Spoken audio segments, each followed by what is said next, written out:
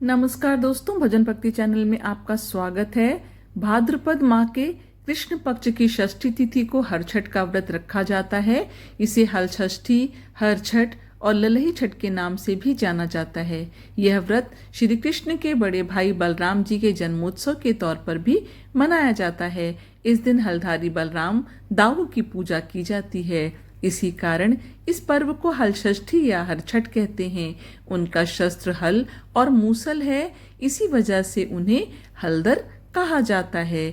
इसलिए उनके इस व्रत में हल का जुता हुआ नहीं खाते।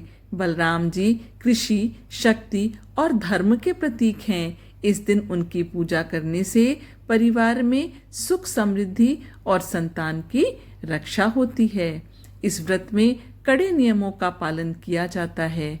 2025 में हल षष्ठी 14 अगस्त गुरुवार को मनाई जाएगी। इस दिन भाद्रपद मास के कृष्ण पक्ष की षष्ठी तिथि होगी। पंचांग के अनुसार इस साल षष्ठी तिथि 14 अगस्त को सुबह 4:23 पर शुरू होगी और 15 अगस्त को सुबह 2:07 पर खत्म होगी। कोई भी व्रत उदया तिथि के आधार पर ही रखा जाता है, इसलिए हल षष्ठी 14 अगस्त को ही मनाई जाएगी। यह त्योहार रक्षाबंधन के 6 दिन बाद और जन्माष्टमी से पहले आता है। यह व्रत महिलाएं अपनी संतान की लंबी उम्र की कामना के लिए रखती हैं। मान्यता है कि ऐसा करने से भगवान हलधर यानी बलराम जी उनके संतान की रक्षा करते हैं और उन्हें लंबी आयु देते हैं। व्रती महिलाएं पूजा सामग्री में चंदन, फूल, माला, रोली, अक्षत, दूर्वा, तुलसी, फल, मिठाई, महुआ और पसई का चावल, जो कि बिना हल से जोते हुए उगाया जाता है, उसको शामिल करती हैं। इसके साथ ही कुछ बच्चों के खिलौने भी रखें। संकल्प लें कि यह व्रत आप अपनी संतान की लंबी उम्र और सुख के लिए कर रहे हैं। भगवान को चंदन, फूल और भोग चढ़ाएं। भैंस के दूध से बना दही और घी का उपयोग करें। गाय का दूध ना लें। हल षष्ठी की कथा पढ़ें या फिर उसे अवश्य सुनें। फिर बलराम जी की और कृष्ण जी की आरती करें। अब जानते हैं ललही छठ पूजा की परंपरा और विधि। व्रत रखने वाली महिलाएं इस दिन सुबह जल्दी उठकर स्नान करें और साफ कपड़े पहनें।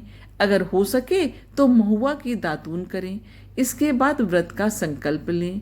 यदि व्रत रखने वाली महिला के घर के पास तालाब हो तो वहां जाकर पूजा की जाती है, परंतु यदि तालाब ना हो तो घर पर ही पवित्र स्थान पर गोबर से पुताई कर एक छोटा तालाब बनाती हैं, जिसमें झरबेरी, ताश और पलाश की टहनियां गाड़ कर हर छठ स्थापित की जाती है।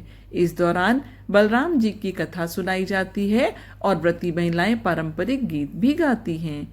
इस व्रत के कुछ खास नियम और मान्यताएं हैं, जिनका पालन करना जरूरी माना जाता है।